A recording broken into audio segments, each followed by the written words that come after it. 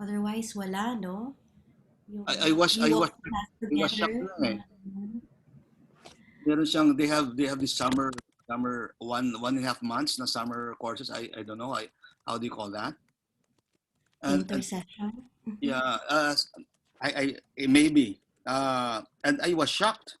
The tuition was one half of the whole year. And it was for a year and a half. Yeah, I know. Ay, oo. Same with my sister. She's taking Ateneo Med right now. So yeah, Oh, my parents express the same thing. buti sana ko si Tapos, Jello ako.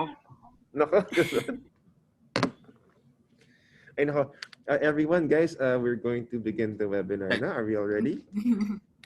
Sorry po. Sige po.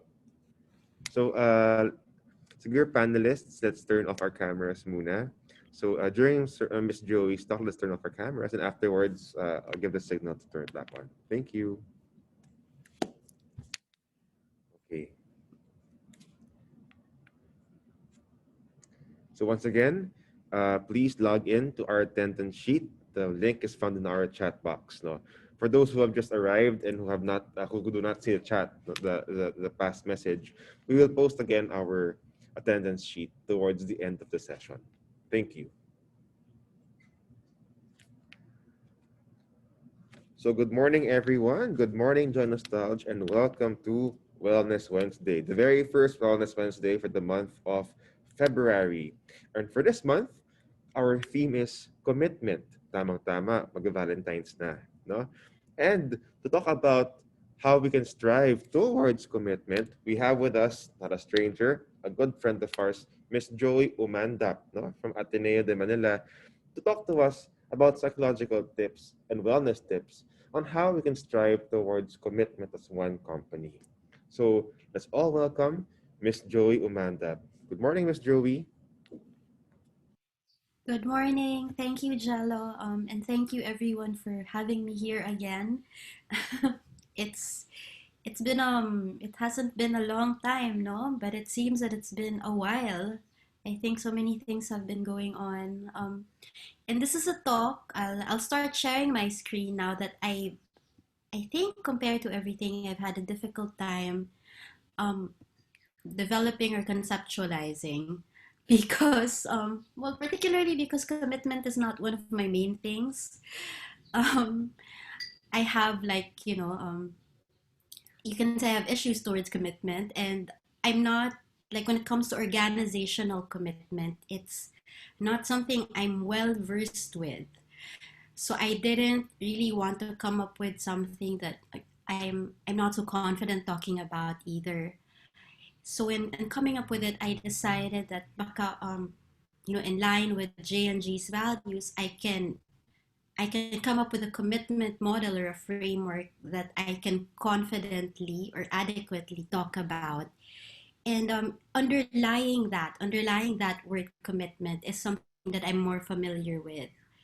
So I hope you appreciate the stake we have on commitment, or the stake I'll share with you about commitment. And I entitled this slide towards commitment because it's something we strive for, I believe. It's a value that we work towards, but there's so many ways to work towards that or to head towards that. Um, like for this image, I got this image from a book I came across before by David Allen, Getting Things Done. It's about productivity and just finding space for things in your life that leads towards your values or your long-term goals. Miss Joey, sorry to cut you for now. The slides Mm-hmm. are kind of grainy. Can I try Oh, sharing? Can I try sharing your slides and tell me if it's clear for you? My sige, my let's see. my apologies. No worries. I'll try to switch to another, let's see, another net. Okay. Eh, thought ako lang yung may problema sa sa screen ko. Okay. Miss Joey, I can share the slides. You want me to share the slides for you? Okay, sige, that's fine. Sige. Just cue me na lang. Okay. Just unshare. Hmm. And there. Is it clear? Yeah, that's fine. Okay, so just cutie. Oh, let's see. I think there's some typos in this version, but it's okay. We'll work with Okay, it. okay. But yeah, so David Allen talks about horizons of focus. The lower part doesn't show Jello. Okay, there will be upside. There you go. Um, so he talks about horizons of focus or us um getting things done on so many levels in our lives. So we have the runway where the current actions are, we have the projects, it's another level and it's more long term. Then we have the areas of responsibility or midterm goals up to our long term life goals. And at every level, I think they have to align. You have to work towards one thing to get there. And you need all these levels of focus to be able to determine if you're headed towards where you want to head to, right? And how do you do that? How do some people anchor on their values or their commitments more compared to other people? So it's worth looking at the definition of commitment, what commitment is about.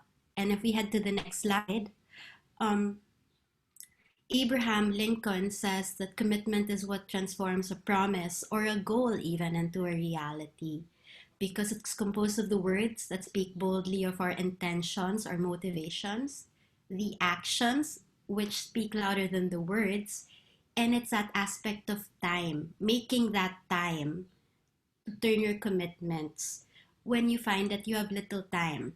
And we were like recent, I mean, before this talk, talking about how it flies faster or how we can make it seem slower, right? Sometimes we have to intentionally make that space.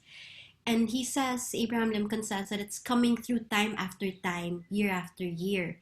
So it's making sure that it's constant. It's not just one moment or several moments. It's something that we have to engage in continuously. If we're committed to something, we have to make sure it's in our sights most of the time to make sure we're headed there. And if we head to the next slide, as I said, I had a difficult time conceptualizing it from an organizational perspective because I'm not really from IO. I don't come from that framework or perspective. So I decided, baka we can look at commitment coming from ourselves, right? We can view commitment as something that as a capability. And how do we know what we can commit to if we don't really understand ourselves? So in this deck, we'll talk about identity and commitment, how they're related, finding identity in today's world, the process of becoming or understanding ourselves, finding meaning in our lives, and that conscious framework that, I hope can help us in understanding ourselves as well and committing to things. So if we head to the next slide, I will talk about identity first, right? So parang how do we know how to commit to something if we don't understand ourselves, if we don't know what we can commit to? And here is a very important framework in psychology, Erickson's psychosocial development. He built his work after Freud's stages of development because he put in the importance of socialization, like the nurture aspect, the environment, and the experiences that we come across. So according to him, there are 8 stages in our lives. And he doesn't really, he's not particular about the ages, but he says that in each stage, a conflict occurs that the individual must successfully resolve to produce a strength. Say in infancy, it's trust versus mistrust. When a child cries, the parent has to be there often enough so that he or she will attune to the child and give the child what he or she needs, whether it's milk, comfort, or a change of nappies. And over time, the child will learn hope and security. When I cry or when do something, when I ask for help, someone will come to help me. Same towards the other stages, right? There are conflicts, say trust versus mistrust, autonomy versus shame and doubt, and so on. And this underneath that are the virtues that we learn. So individuals must experience both harmonious and disruptive experiences. So we have to experience both the positive and negative experiences. But the aim is to strike a balance. So we will learn the virtue if we learn to make sense of those experiences over time. But we will focus, like if we zone in on like these last four stages, if we'll see more of it in the next slide. Um, these ones focus on identity. Not that we don't learn identity in the earlier stages, but the latter stages teach us in adolescence how to explore. That's why the struggle would be between identity versus role confusion.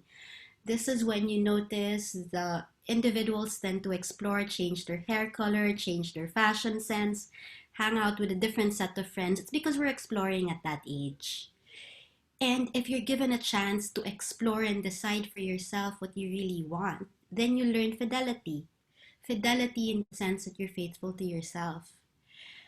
And the opposite of that, if you're, say, if the adults in your life or if society judges you or constrains you to a certain identity, they call it role repudiation. That's what we learn instead of being faithful to ourselves.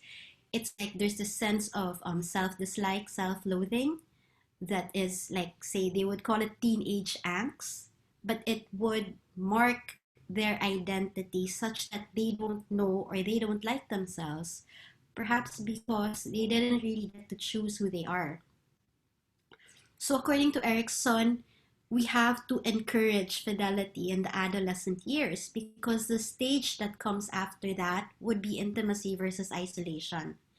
This is where we learn to have relationships with others, and love would be the virtue because now you're learning that I am my connectedness to others. After learning who you are, you now learn, okay, given that this is my identity, how do I become intimate or close to another person?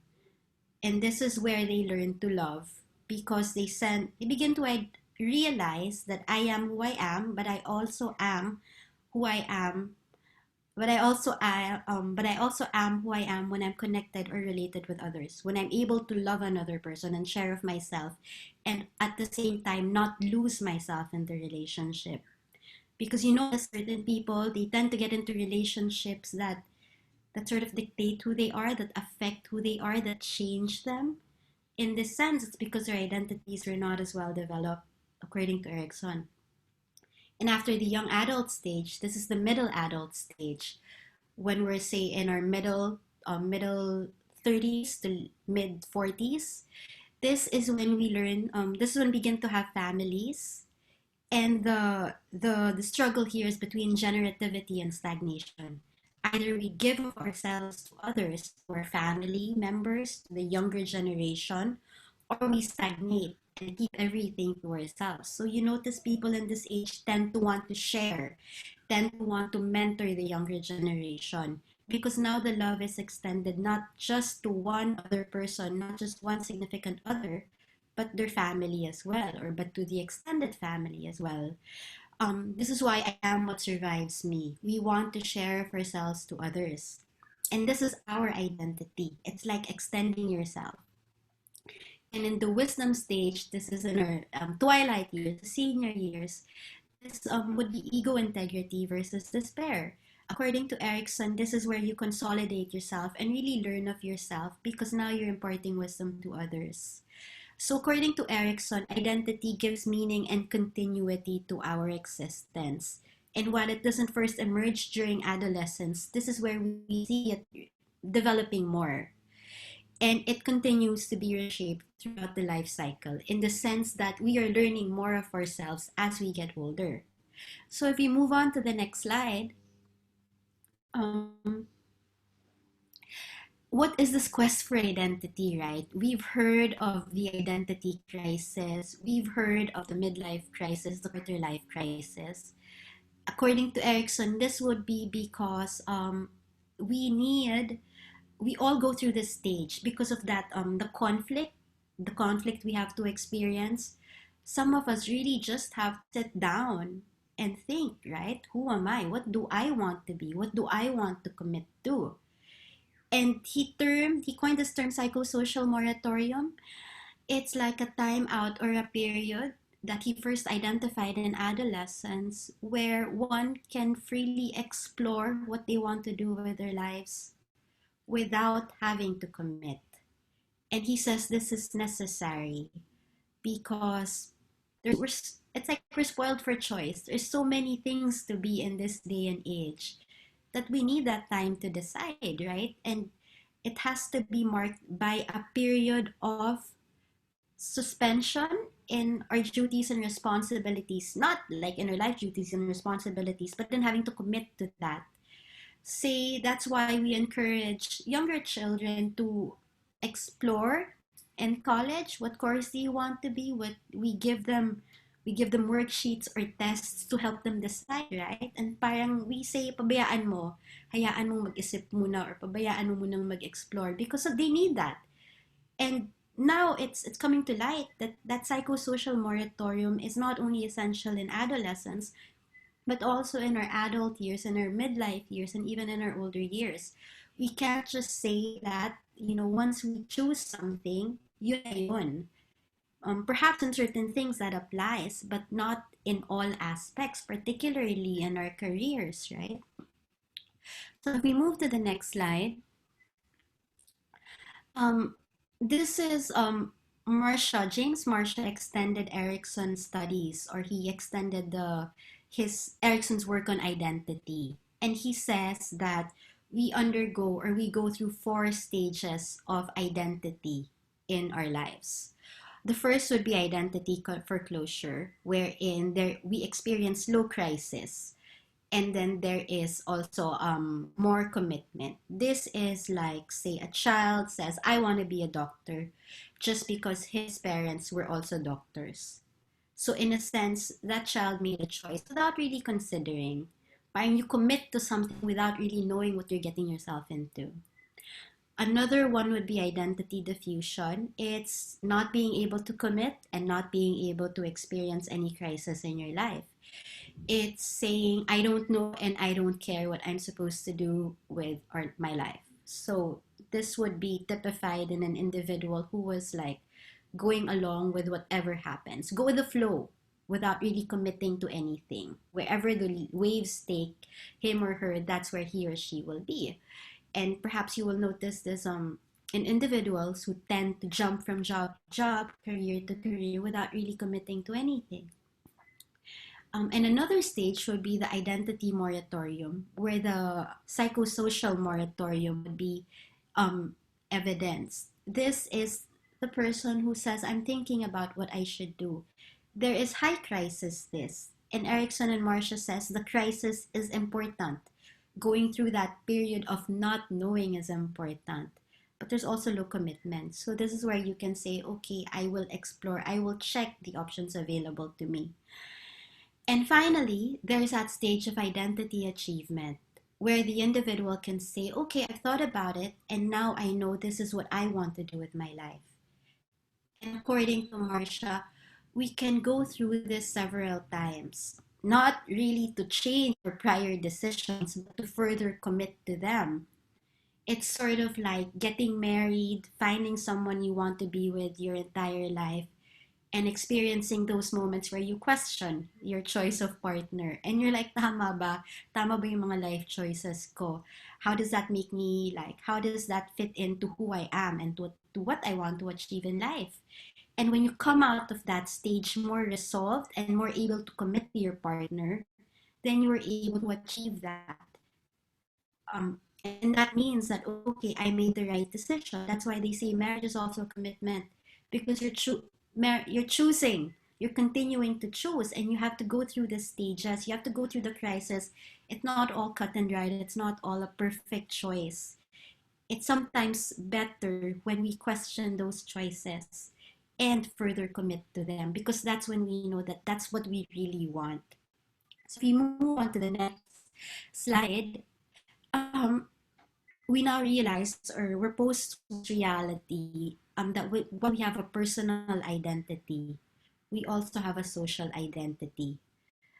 when we commit to something, it's because we want it, but at the same time, it's what society allowed for us to choose. Say, if we, I think it'll be clearer in the next slide.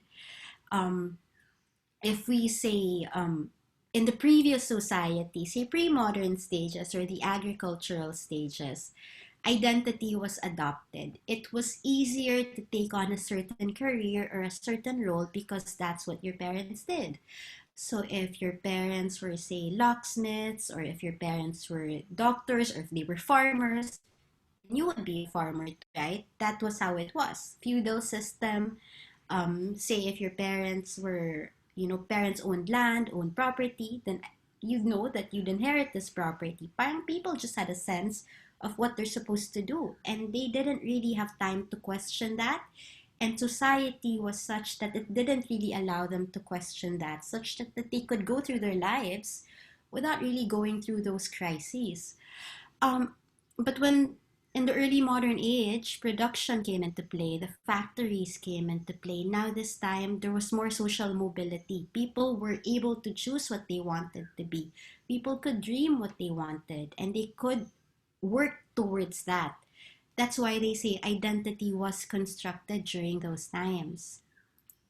But now, if you notice, say, 1980s, 1990s, heading towards now, we'd call it the late modern age, and consumption is valued. It's like we're such a consumerist society nowadays that identity is, would you say, discovered. More exploration is necessary with the rise of globalization, being able to connect with others outside of our nations, like globally. There's just so many choices. We just have like this whole menu of identities that we can choose from, not just identities, but careers, but also life partners, and even interests, right? So given that the society that we're in, they are now realizing that there's an increased proportion of young people all over the world who really experience identity confusion and have difficulty finding coherence and meaning in their lives because we're spoiled for choice. And these children carry the burden of self definition. So now it's not ascribed by their parents or society, but society is working in such a way that they have to figure it out for themselves. And it's difficult to find handles on how to figure it out for yourselves, right? Because even those ways of figuring it out are so varied or so many. So it begs the question, is this why the younger people are finding it more difficult to commit nowadays? Is this why they're even finding it more difficult to commit to partners? Because there's so many choices, and even with careers and work, right? Before it was harder to switch from one career to another. Now it's so easy. So given this environment that you're in, how do you remain committed? Or how do you become more committed? If we move on to the next slide, um, it's this is another researcher came up with the term emerging adulthood because he says now before in the in the former say society, say in the during the agricultural age, the adolescent stage wouldn't be as defined. It wouldn't be present even because like say children would get married younger. So you're a child and then say people in their teen years would already get married. But with the rise of production, the adolescent years became necessary as a developmental stage. With in the current years, like this consumerist stage, they're now saying another stage has to emerge. It's called emerging adulthood. This is a stage wherein people are no longer adolescents, but they're also not yet adults. So you'll see children who are staying with their parents longer, or individuals who are living with their parents longer, individuals who are postponing marriage, who are postponing committing to a career, postponing committing to a worldview, because now there's a longer period of exploration and it becomes more essential because we're harder. It's harder to choose. That's why this generation, or the millennials and the generations after that, are now coining the word adulting, because now they're still learning to be an adult before they can say, I'm a young adult or I'm an adult already. If we move to the next slide, we'll see that given this, right, given the society that we're in, given the difficulty in learning of ourselves, and then in learning of ourselves and committing to something, how do we understand who someone is? How do we understand who we are? And now I'll introduce a framework by Rogers. If in the next slide, I'll show you that he says we are in the process of becoming or identifying ourselves or knowing ourselves. Carl Rogers is a humanistic psychology. We call this perspective he developed, he popularized as person-centered therapy, because it was less directive and more exploratory.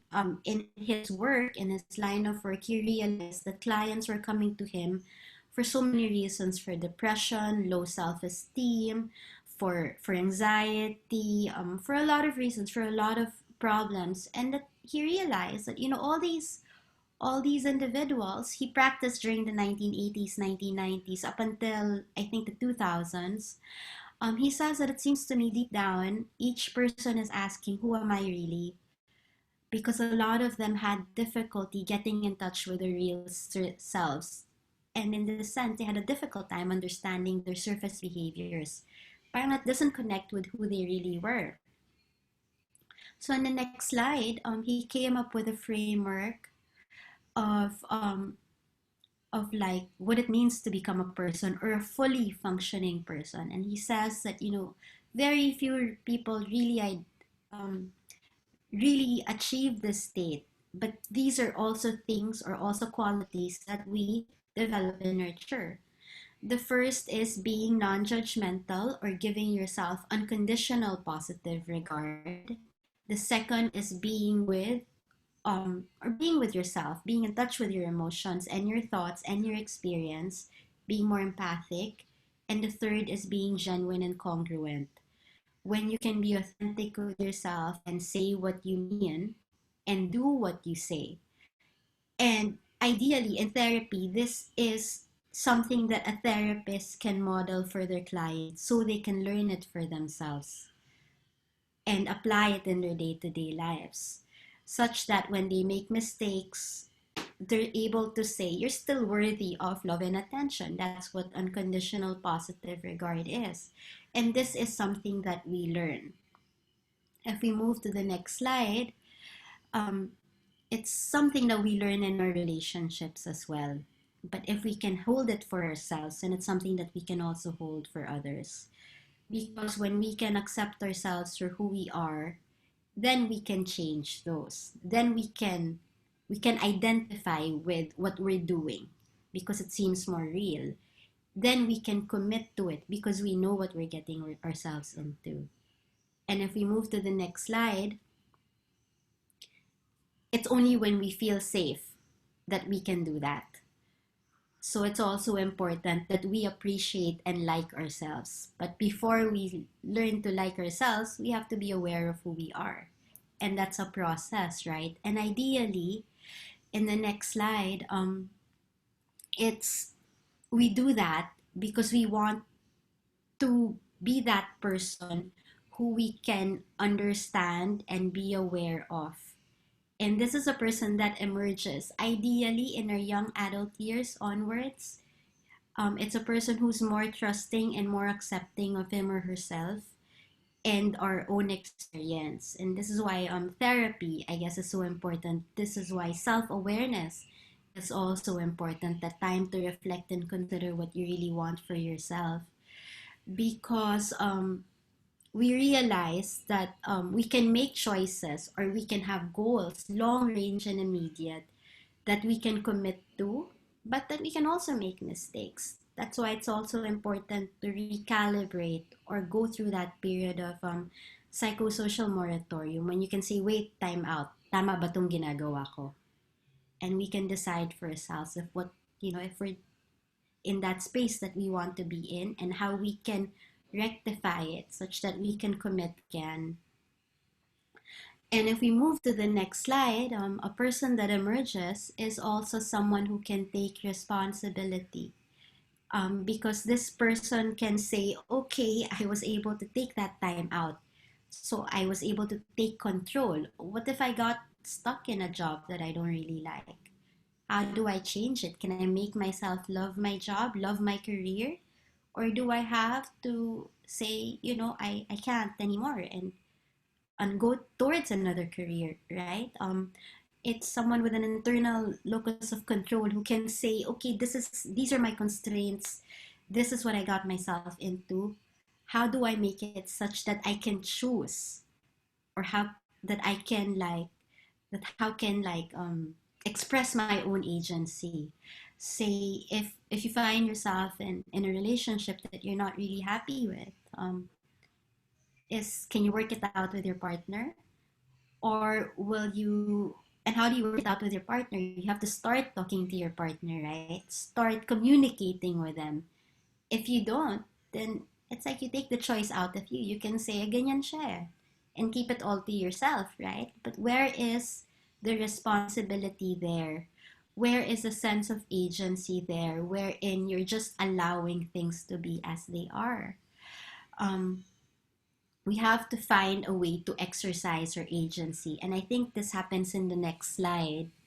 This one repeats itself so we can move forward. Um, this is where we get control of who we are and who we want to be. And that's wherein we exercise our agency.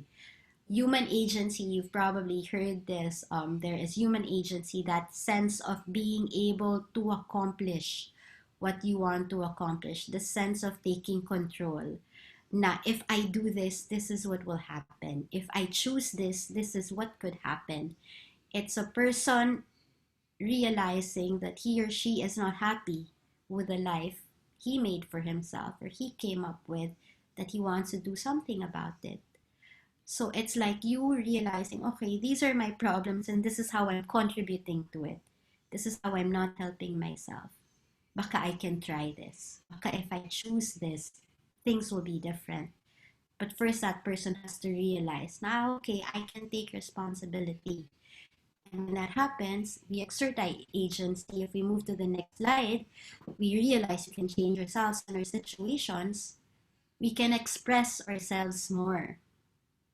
And I guess the question I'm posing to you now is, how are different people from various social structures, from various areas in their lives, expressing their agency during this pandemic? Perhaps it would be in the frontliner who continues to go to work because they took an oath and because they realize this is what I told myself I'd be doing. That's how they're expressing their agency.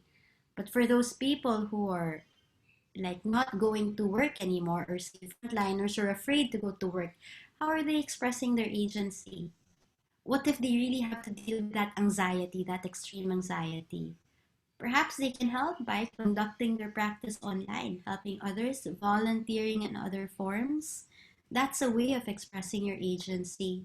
What if you're, say, a teenager stuck at home, not being able to do anything because you're too young, you can't go out, you can't do anything yet?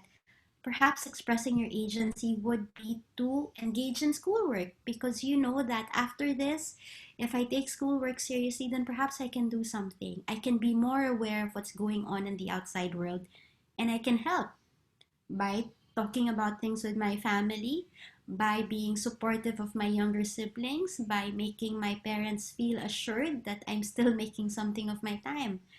That would be a way of expressing agency, where you know that you can take responsibility for your life and you know that you're not always helpless. Or it could be, say, in like the elderly people, like a lot of seniors now, I realize they're afraid to go out. They can't go out. And some of them, how would they express agency? Some would choose to go out every so often, say once a week or twice a month, to go grocery, help themselves, or going out on walks, because for them, this is how I can make the most of my life it's choosing those little things. Choosing those little things wherein before you felt you had no choice before. It's finding those spaces wherein you can exercise your freedom. I think that would be a way of exercising your agency during this pandemic. Say even for teachers, it's choosing to teach even if you feel helpless, even if the platform is different for you. Or in the case of work, it's choosing to go to work, choosing to do your work even if no one sees you, because you know you want to contribute to this organization that you're part of. And you want to keep providing a roof over your children's heads. And you also believe in what your company is working towards. If we move on to the next slide, um, I guess the next question that poses is, if you ask yourself, how are you exercising your agency right now in this moment? Given that you've, perhaps you've taken stock of what you really want to do with your life, you've questioned if you're really doing what you want to do in your life, and you're now committing to it, choosing this life, choosing your job, choosing your partner. How are you exercising your agency in this choice, in these choices that you have made for yourself? How are you saying, hey, this is what I have, this is where I'm at, how do I make the most out of it? And I think one of the things I learned is that sometimes we can't dial down the stress, we can't dial down the pain or the struggle or sometimes the helplessness. But what we can choose to do is add meaning to that moment. If I am struggling now, if I'm having a difficult time, how do I make the most of it? How can I make sense of this struggle? We can do that by choosing, and by being aware of that choice and being intentional about it. And if you go to the next slide, I think that's where we go back to our slide from months back, from last year. I think it was last May. It's the meaning triangle. When we're not just in the present exercising our agency, but also looking towards something, that goal or that value that we're aspiring towards. We're creating something, experiencing something great, or choosing an attitude that can help us achieve our life goals. Um, and I won't go into this into detail, but you know what I mean. If we move to the next slide, it's finding our ultimate meaning, finding that sense of purpose, and then knowing what we value, knowing what we stand for as individuals, committing to that such that our day-to-day actions also work towards that. We have choices in each moment that we have to make those decisions that's working towards it. So if we go back to David Allen's horizons of focus, it's when we commit to something, we see that our current actions or day-to-day decisions are working towards that high level view that reflect our life goals, that are working towards our life goals. So if you find yourself in a relationship, in work, in a job, or in a choice that you're choosing that is aligned with your life goals, then it's easier to commit, right? Because you know that, okay, I'm working in this job because it heads towards what I value, because it's part of my long-term goal, or I'm committing to this relationship because it's something, or this is a person that I love that I can choose to love as well. And while it doesn't always make sense, I can make decisions that can help me make more sense of it. And if we move to the last, I think this is the second to the last slide, I'd like to propose a framework. There's this animation here that sort of blocks it. But there's this framework we call conscious marriage. I learned it in marriage and family therapy. When we commit to a partner or when we find ourselves in a lifelong relationship, it has to be a conscious marriage. There has to be intentionality in that. And according to John Lucas, a conscious marriage is composed of 5 C's. The first would be chemistry. It's when you find that, okay, I resonate with this partner. I have common interests with this partner, or we just gel. we just get along with each other. There's this chemistry, right? It's something that's not always explainable. And in the workplace, I guess you can see this as being able to um, work with the people, with your colleagues, with the people you're working with, finding that you have common interests and values, finding that you can get along, finding that you add value to each other's lives. That would be chemistry, right? So like the people we work with are so important. Like now, even my colleagues in Cebolata, we find it important to check in every so often because we realize that when we were working before on site on campus, it wasn't just an office for us. There was this room wherein we can talk, we could decompress, we can share with each other, and it helps. It helps us deal with our work. And now that we don't have that, we have to make space for that. We have to schedule those get-togethers to enhance the chemistry, because that space also allows us to communicate, which is the next C for John Lucas. We have to open those avenues of communication. In relationships, you have to make sure you can communicate with your partner regularly, that you're always in touch with each other. Because sometimes, the parents you married years down the line, sorry, the partner you married years down is not the same person anymore. We change, we become, right, according to Roger, and we have to communicate so we have that journey together. See, even the child you gave birth to like years before is now a teenager. Hindi na siya the same person. Fine, same pa din, pero nagbago na, nag-iba na. And we have to communicate to know, okay, my child likes something else now. Before, he loved dinosaurs. Now he likes playing on Discord, or he likes video games, right? We have to know. We have to communicate to keep on knowing other people. Even at work, the person you were when you first started this job is probably very different because you've taken on new skills, you've had new life experiences that change you either iteratively or significantly. Then there's commitment. I'll talk about that a bit more in a bit. But commitment is when you marry someone, you have to choose that person and you're saying, I'm choosing you for life. That's commitment. In your work, you're committing to it in the sense that while you are in this job, you're committing to their values and their expectations of you as well. Common goals is that your goals as an individual aligns with your partners or with your organization. In the context of marriage, say he comes from this family with a certain culture, you're coming from this family with a different culture. When you get married, you have to choose to align on certain goals. Now, this is where I'm coming from, this is where you're coming from, this is where we want to come from, and this is what we're choosing from our children, okay? Parang it's something you agree on. There's the consensus.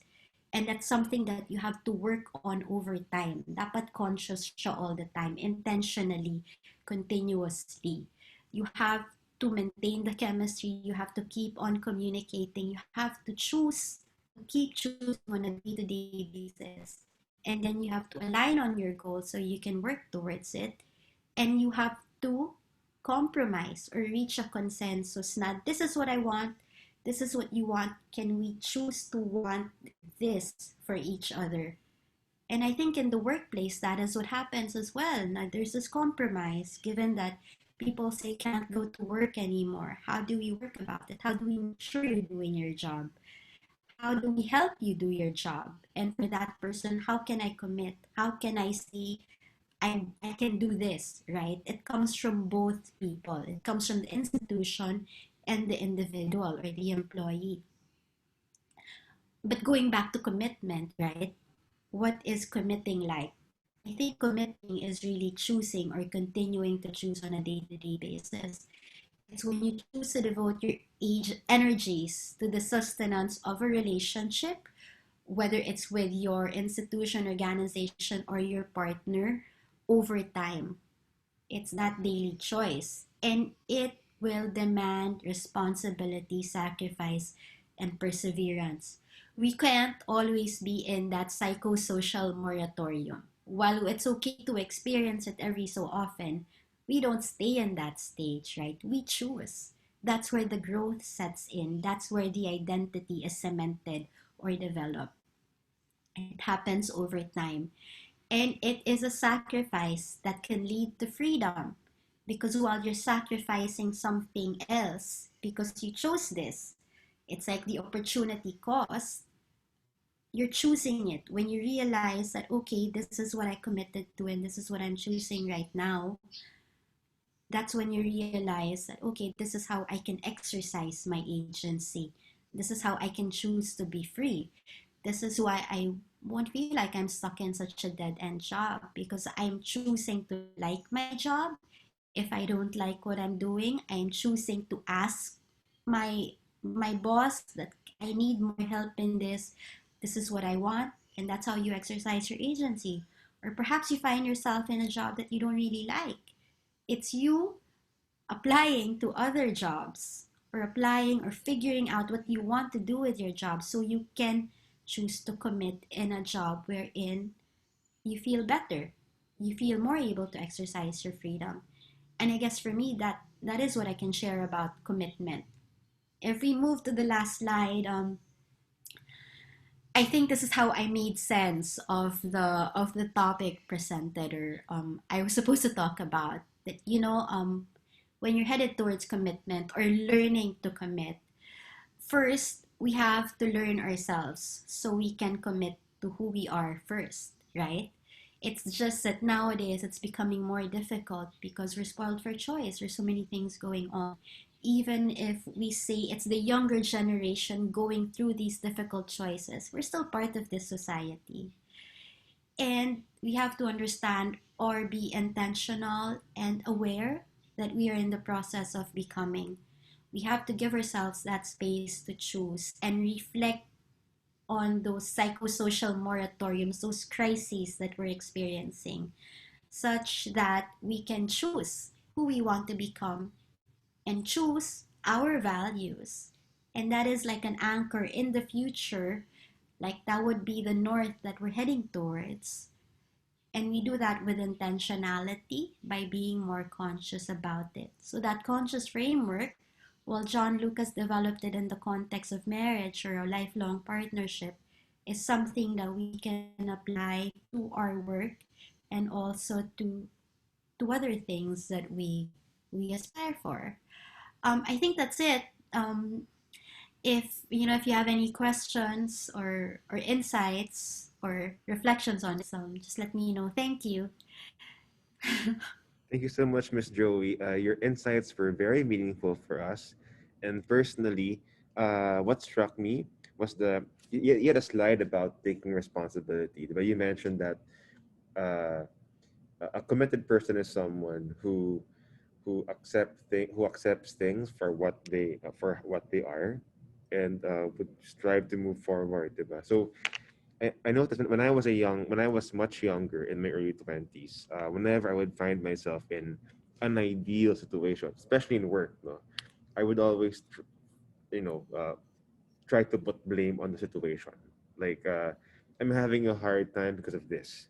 I'm not happy with what I'm doing because of that. No, and it's very limiting. No, so it's correct. Being committed is really accepting things for what they are, taking responsibility, no, and moving forward.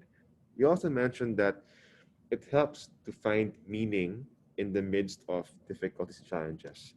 But my question is, Miss Joey, is uh, when I would try to find meaning in difficulties, it sort of comes to me like after the fact. Is that something? I mean, is that really how it's done? Because when I'm undergoing something difficult, it's hard for me to find meaning right there and then. Mhm. Ah. Hmm. Ooh, interesting. So parang the question is like the meaning comes after the fact. So while you're going through it, it's such a difficult experience. Yeah, yeah. Is that normal or is yeah? What do you think about that, Um, Miss Joey? parang I guess it's interesting because there's this author. His name is David Kahneman. He comes up with this concept of the two selves. Uh huh. There is the experiencing self and there is the remembering self. And Okay. the experiencing self is the one that goes through day to day, so Mm, present moment.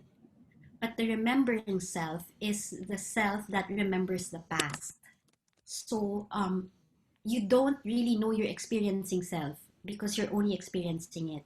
But the right, right. remembering self makes us who we are, and it will, I mean, unconscious affects your remembering self's experiencing self. Because if you struggle through something, tapos it's something that you had a difficult time dealing with before, Mm-hmm. it hurts, right? And you Right, right. find, but then if you learn something from your previous experience and the remembering self knows this, then he can do something to Correct. make this current experience better. Yeah. So in that sense, that's why sometimes you add meaning after Right, right. the experience. I guess It's I would say it's normal. It's the meaning we make of it, the narrative we make of our lives that can make the experiencing self appreciate the moment more. right. Correct. And that's how we add meaning. So, Thank you, Miss parang, Joey. Yeah. yeah, okay. Thank Actually, you. at this point, there are lots of things I would like to tell 21-year-old fresh grad Jello. Diba? I mean, I mean, I've been working for many years now, and wow, looking back, no, when I was struggling in my first few years of working, man, I mean, I wish I could, coach myself, travel back in time and coach myself. So thank you for that, Miss Joey. And I'm sure my co-panelists here would have comments or questions as well. Let me go through them one by one. We have the Vice President for Marketing for the Energy Development Unit, Sir Edgardo Calabio. We have the Operations Department Manager, also from the Energy Development Unit, Sir John Iturralde. And we have our Procurement Assistant uh, from the CBU, Miss Kim Chavez. So good morning and welcome, Sir John, Sir Ed, and Miss Kim. Can we show ourselves? Good Morning, guys. morning. Good morning. Hi, good morning. So, Good morning. uh, maybe we can give our actions or questions, no, to Miss Joey because her talk was very meaningful and I think very relevant, especially to the young people here in JNG, no. So perhaps we could start first with Sir John. Yeah. So good morning. Thank you, Miss Joey, for the wonderful talk. It's really nice to have sessions like these. It's really refreshing, especially for my part that I'm in a very linear world, concrete linear world. If you know what I mean. We live in an, automated age here. So uh, for me, siguro, what I would like to share lang is on this particular slide on the psychosocial development. You know, there's this entry uh, on the stages of life, the toddler age, the toddler stage of the person. Uh, okay, I'm a rookie dad, if I may say. I'm a rookie father, you know. And how I practice my commitment is that I will be a responsible dad despite of the distance. By the way, my bahay namin is like 5 hours away from Concepcion. So I try to see to it that being a responsible father and a committed father, uh, I see to it that as often as I can, I try to really see my child grow. Likewise, I'm also trying myself to be a committed, responsible na asawa, despite of the distance, you know. But however, on the portion here on the toddler age, when I saw the term autonomy, yeah. Actually, this is a funny story because me and my wife would have these discussions or mini arguments because being a father of a 2-year-old kid, babae po ang anak ko, ngayon pa lang po nakikita ko marami na akong pipinturahang dingding because may mga crayons na marks yung dingding, yung mga sahig, naging Michelangelo's palette na. So, but my wife says, just let her be. Just let her be. Ako kasi I'm the type of person who prefers, well, sabihin na natin siguro cleanliness. I'm an OC kind of guy of some sort. However, my wife insists let her be. Let her be. Kumbaga, that for me right now is like, okay, it's an eye opener for me now. Okay, I realize na, okay, she's right because uh, in the future, she will have the confidence she needs and she will know what she really wants in life. Because, well, in some way, I have to admit I'm a bit guilty on those aspects because when I was young, I was like tried to be molded by my folks. Dapat ganito ka, dapat you have to be this. They have to project this certain mold for me, you know. Actually ended up being rebellious during my adolescent years because uh, it's like you never know now what's right for wrong, you know. But eventually, thankfully, as time went by, after a few sessions and sessions like these, I was able to change myself, know not really the right way, but rather, kumbaga, what's best for me, you know. And then for me, going back to that toddler thing, the autonomy thing, that's what really struck me the most. So now, okay, I'm gonna give my 2-year-old daughter that autonomy she wants, even if I will spend thousands of pesos painting the walls and then scrubbing the floor of those crayons. That's it lang po. Thank you. And also, by the way, I'm also practicing the autonomy in the workplace right now. It's like in my subordinates, no, I have a big group to lead. In fact, I count like 79 or 80 personnel. Uh, I have personnel who have years of experience already in the CFD industry, 7, 8 years in the CFD. Of course, you have to manage all those egos. You have to manage all those personalities. So what I do is that, okay, I get to know them and then, okay, ano ba yung, what makes this one person unique from the other and how do you approach this one person? May mga persons talaga na, okay, medyo mahirap pakisamahan at first. Pero as time goes by, you get to know them better now, and then that's when, okay, now I know how to utilize them. Okay, I give you the autonomy. Okay, I let you send out your ideas. I let you kung ano yung mga nasa isip nyo, whatever your ideas are, let's collaborate on that. I would love those ideas. Let's collaborate. That's also for a better PCPC, for a better EDU. So why not? Just keep the ideas coming. So for that one, I'd say the autonomy also na, okay, I do not want to push back on their ideas for what they really think, what they feel. So okay, just keep it coming. Okay, pag-usapan natin. So ganun. And somehow I am proud to say that even if I handle a big group, kumbaga parang magbabarkada lang kami. May problema? Sige, sabihin mo sa akin, anong problema? Okay, usapan natin. So that's it po. Thank you so much.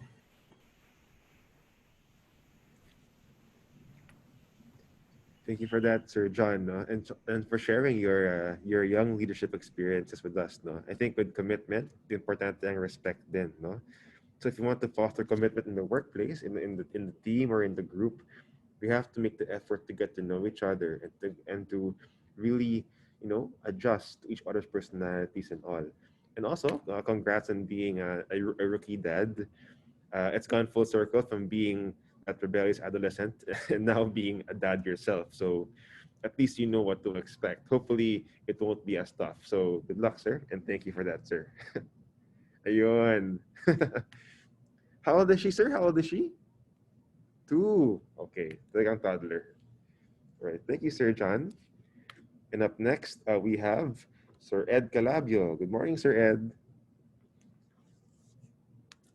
Good morning, Jello, and good morning, Ms. Joey, and to my fellow co-panelists. So I'll start, Jello, with my reaction. Go ahead, Anyway, sir. I have another take on commitment and identity, and I hope Miss Joey will not take offense on what I'm saying, because for me, well, for as me, I don't lean on psychology that much because I will have to go to the basics. the world, yeah, I just would like to quote Timothy Keller. Timothy Keller is a Christian philosopher who's leading a church in New York. And you know New Yorkers. Sabi niya, there are 5 things that we, man, cannot live without. Of course, we want to have them. And I will enumerate the 5 things that we want. Meaning, satisfaction, freedom, identity, and hope. Those 5, we have to have it internally so that we can live through lives and have meaning, have freedom, have our identity. But then, kaya ito na sinabi ni Martin Heidegger. Martin Heidegger is a German philosopher who existed until 1976. Ito sinabi ni Martin Heidegger, humans are the only living beings who wonder about the meaning of life. Sabi niya yun. Tayo lang. So, I'll go down to the basics. We know, according to Genesis 1:27, ano sinabi doon? God created man, me. God created man in his own image and likeness. And if I'll go back to my previous contribution, Giallo, the time when it was Friday that I mentioned about, we are built on the different operating system. Okay? God's operating system. The problem with this world is this. And just like any other computer, if there are viruses coming in to your operating system, it may slow down your computer. Worse, it will cease to operate. And that's what's happening to man. You have so many viruses coming in. The world is polluting our operating system. And the worst is, we are taking them in. We are taking them in, and it pollutes our operating system. And much worse, when it pollutes our operating system and it will cease to exist, people take their own life. I know of a 19-year-old who came from a wealthy family. 2 months ago, he took his own life, and he studied at Ateneo de Davao. I cannot understand. He was good-looking, he was rich. But again, maybe his operating system was polluted and can no longer operate. The problem with psychology, sorry, Miss Joey. The problem with psychology is really about man's way of living. Man's way of living. Maybe psychologists disagree, but this is just the common agenda of psychology. Elevate man. Love yourself more. Know yourself more. Then you will be well. Okay? But I'll go back. What did Jeremiah say about self?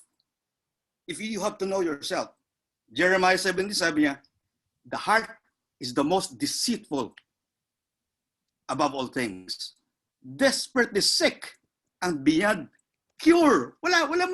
So, you can never know yourself.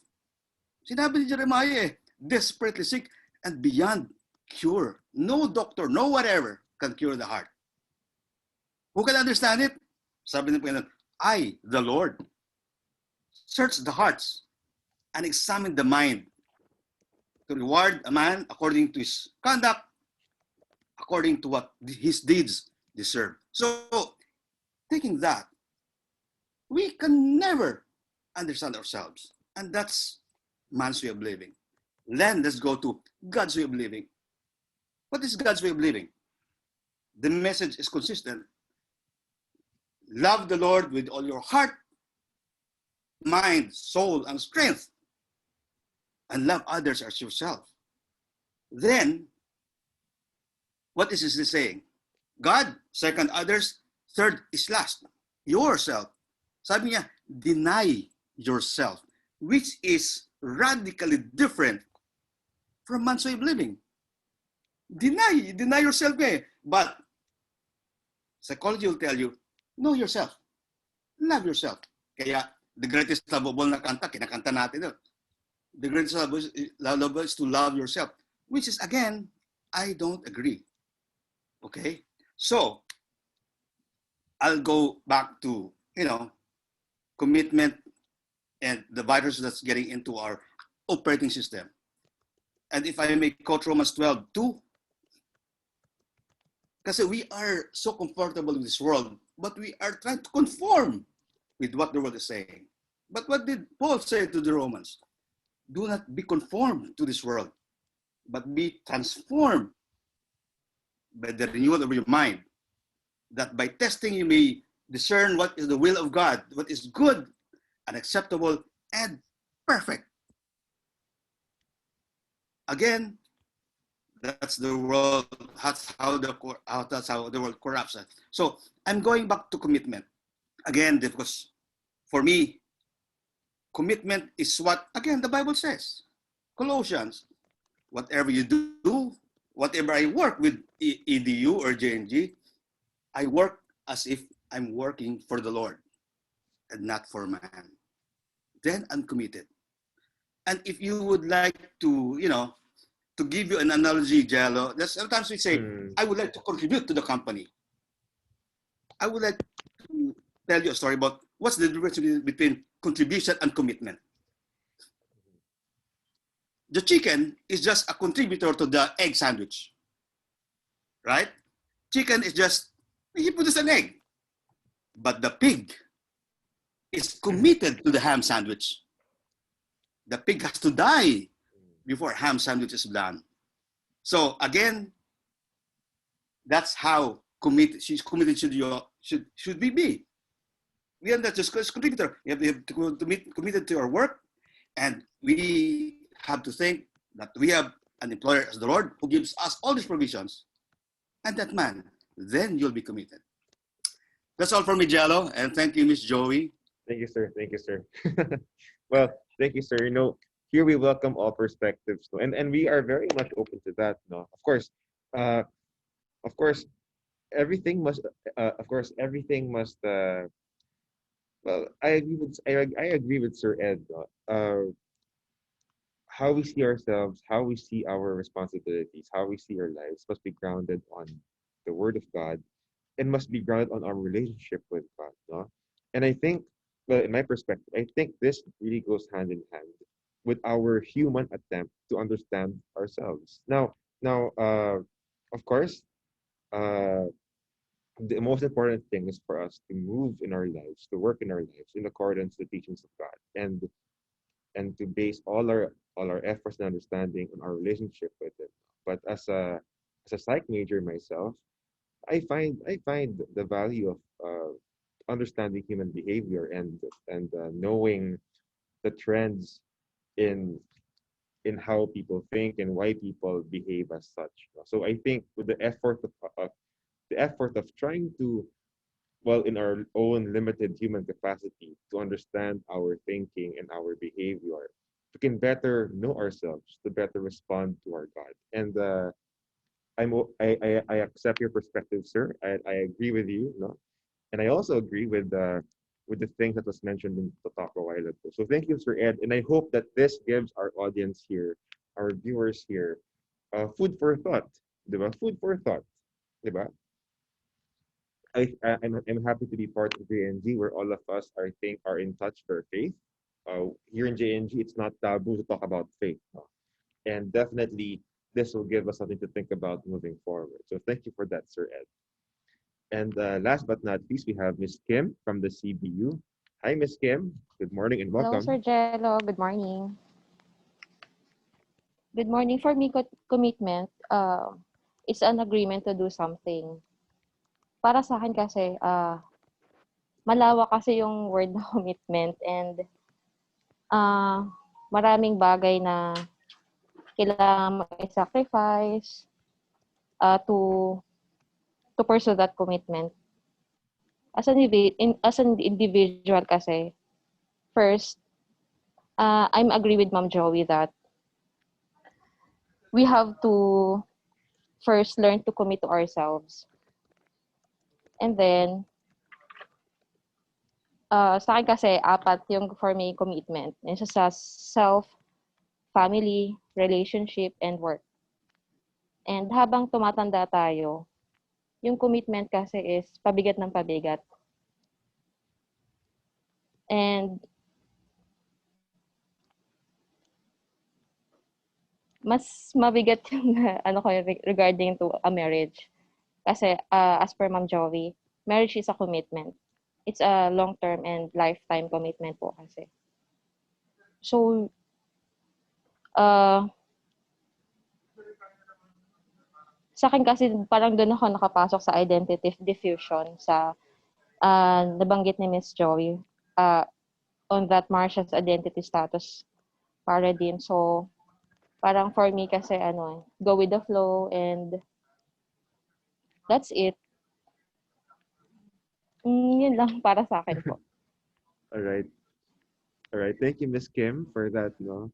And once again, I'd like to thank everyone here for contributing their insights, their questions, and of course, Miss Joey for talking about tips on how we can know ourselves, no, in order to better face our challenges to remain committed to whatever it is, to whether it's for our work, to the people around us, and to our life's purpose. No? So once again, I'd like to thank all of you for being so open, and it's okay. You know, we welcome these discussions because we want to learn from each other. You know, and I hope that moving forward, we can have more dynamic and engaging discussions like this. So once again, I'd like to thank Sir John, Sir Ed, Miss Kim, and of course, our guest for this morning, Miss Joey, for always being supportive and willing to impart these insights to our community. And of course, to all our viewers here. And by the way, to all our viewers here, don't forget, we have an attendance sheet. It's on the chat. It's in the chat box. Click it. Type in your name, your unit, your group, and department. Huh? Do it right now, please. Okay. So thank you, everyone. And I hope that we all have a wonderful day ahead. Thank Thanks, you. everyone. Have a Thank nice you Bye. day. po. Good Take morning. care. Mayong aga.